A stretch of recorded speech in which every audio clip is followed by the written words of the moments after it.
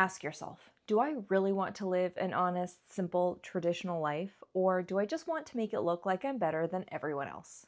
Tradwives love romanticizing the 1800s until they actually have to live without indoor plumbing, birth control, legal rights, or an Instagram following. I wanted to know why this book, Yesteryear, was everywhere. Is it sci-fi? Is it about time travel? Is it just literary fiction? I wanted to find out. What's up, everyone? Welcome to my channel. My name is Elena, and here I talk about books. Yesteryear is about what happens when an online fantasy becomes real, except the fantasy was never about simplicity, tradition, or family. It was always about performance, control, and branding. Yesteryear is about more than just its plot. It's a larger discussion about who we are in society, how social media affects us, and what are the right or wrong roles to have in a marriage or in a relationship. There's so much that I can say about this book, but I'll start with a brief synopsis. This is spoiler free. I will let you know towards the end of the video when there will be more spoilers. Essentially, the spoiler-free synopsis of this is that Natalie, she grows up very religious, and when she goes off to university, she's very young, she meets a young man, and they get married. This now husband, Caleb, he is very rich. He's the son of a politician, and he doesn't really have any ambitions or goals in his life. The two of them are not madly in love, but they are young, and they're Christian, and they don't believe in birth control, and they're having lots of babies. Natalie becomes a Tradwife influencer with a lot of content featuring her everyday family life. She's baking bread, she's homeschooling, she's living the Tradwife dream. And they live on a farm, so initially this reminded me a lot of Ballerina Farm. Next thing you know, Natalie wakes up and it is the 1800s. She kind of looks like herself. Her house kind of looks the same. Her husband looks kind of old and her kids look familiar, but not quite. She's trying to figure out how she got there and how does she get back to her regular life. A big part of how she becomes an influencer, and this is not really a spoiler, is that Caleb is on these Manosphere forums and he posts a picture from her Instagram into that forum. One of the members of that forum is a big podcaster. He talks about her on his podcast as the dream woman, how a woman should be. She's feminine, she's baking bread, she's teaching her kids at home. Her Instagram blows up and she becomes an overnight influencer. This book has a lot of discussion on traditional gender roles in the context of Christianity and the Manosphere, where men are taking back their power. Natalie is not just a traditional wife, she's a Tradwife influencer. This means the lifestyle is also a brand, a product, a curated identity. Tradwife content often sells the fantasy of slower living, soft femininity, family values. Natalie and Caleb buy a farm and raise their family on their farm because they're escaping modern chaos. Natalie doesn't want to live in the rat race of the corporate world. In Yesteryear, when Natalie's actually dropped into the past, it really makes her think, hey, is this really what I wanted, or did I just want the aesthetic of the 1800s, but with the conveniences of modern times? A part of the book that stuck with me a lot is really the broader discussion on motherhood. So in the beginning of the book, Natalie is pregnant with her 6th child, and initially you think she is absolutely living the dream. She does the basics that are required of mothers, like she gets up with them at night, she's breastfeeding, she is providing the basic necessities for the most part. As you get deeper into the book though, you realize that she really has no connection to her kids. As a mother myself, the concept of motherhood is often on my mind. I think we live in a time where people are choosing more and more to not have kids, and that is amazing. Kids should be wanted and loved. You shouldn't have kids just because you feel like you should, or it's the next natural step, or someone's telling you you should. You should only really have kids if you are ready to make those sacrifices and if you want that child more than anything. Kids deserve to feel like they're the center of your universe and they want to be loved unconditionally. Natalie's kids, she's having lots of kids for the gram. And she's taking care of business herself in a romantic evening with a turkey baster. Natalie's online brand very much depends on her family and her kids. There's a very fine line between sharing your family and your life online and using your family for content. There is a shocking amount of momfluencers out there that are regularly publicly posting photos and videos of their kids to a very large audience. Some states are even passing legislation requiring children to be paid when they're in a certain percentage of content for their parents. These children, once they turn 18, can also request for that content to be deleted. This legislation is even making some influencers move states. We can't control other people's intentions, but we can protect our families. Natalie's not thinking about her kids' privacy. She is just thinking about a role that she's playing, and this role is swallowing her whole. A very dominant theme here is fake it till you make it. And fake it till you make it is a motto that is very near and dear to me. I wouldn't be who I am today if I didn't fake it till I made it. I identified things that I wanted to change about myself, and I acted the way that I wanted to be, and it was easier to become that. How did I do that, and am I fake? I don't think that I'm fake. Essentially, when I was younger, I would say that I was pretty pessimistic and just generally negative, and I didn't smile very much. Part of this is just who I am as a person, and I think that I can never really get away entirely from that realist or pessimist mindset. Part of it is also cultural. In my culture, if you're just walking around smiling, people think that you've got a screw loose. When I was around 19 or 20, I started working in a job that really required me to be bubbly, outgoing, chatty, and connect with a lot of different people. More specifically, I would spend between 5 and 9 hours each way on a tour bus with a group of 13 to 14-year-olds. I had to keep them entertained, play games on the bus.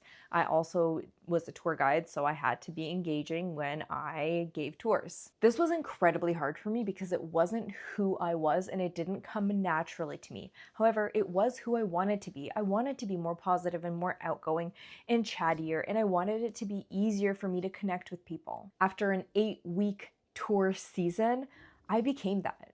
Or I became a version of that, and it just became a lot easier for me.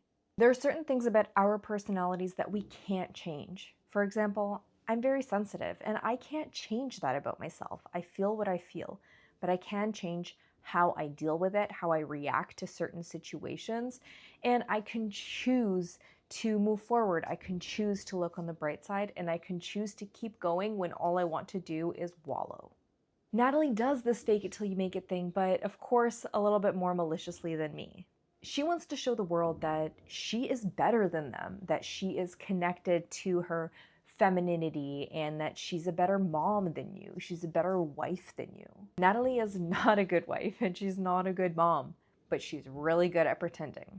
How does this Tradwife mentality and movement connect to the Manosphere? While these movements are not exactly the same, they do really complement each other. They're both about the idea that modern life went wrong because men and women stopped playing their natural roles. I recently semi-watched the Netflix documentary with Louis Theroux, Inside the Manosphere. And I say semi-watched because it was interesting, but parts of it made me really mad and I didn't want to watch those parts. The Netflix documentary is about this growing community of these masculine influencers. They talk about fitness, they talk about business, and the extreme ones are quite misogynistic.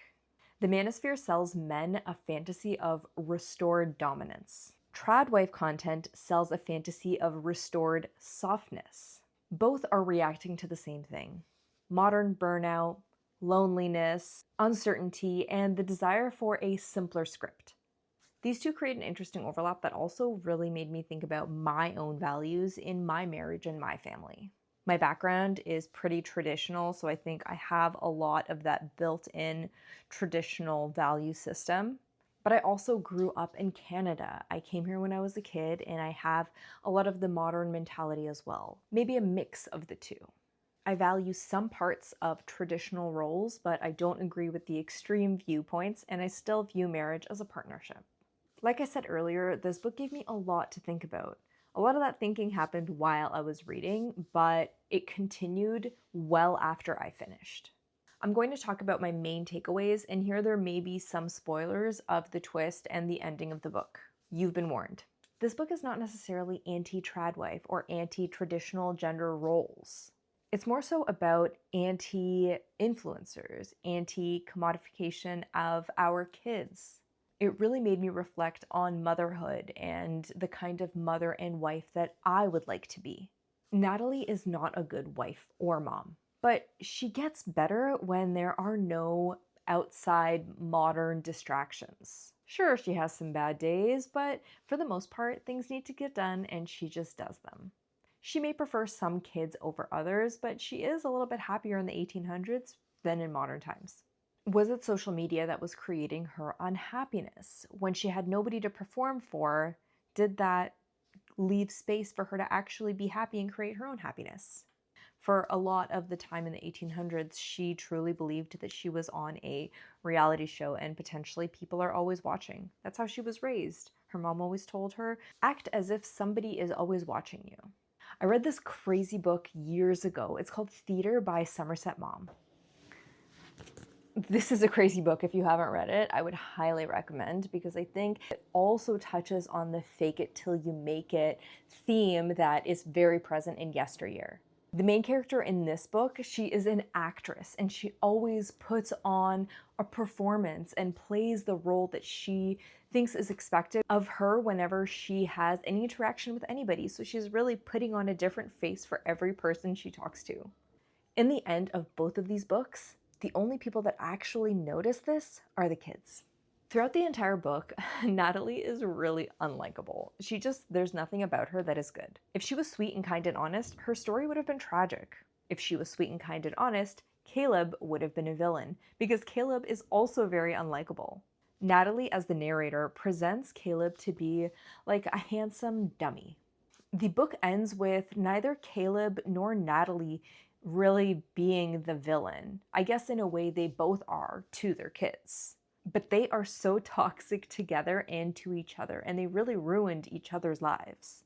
For the most part, Caleb just seemed to be going with the flow and just wanting an easy, chill life. He's an entitled rich kid who wants to just play pretend. But that persona doesn't get a girl like Shannon.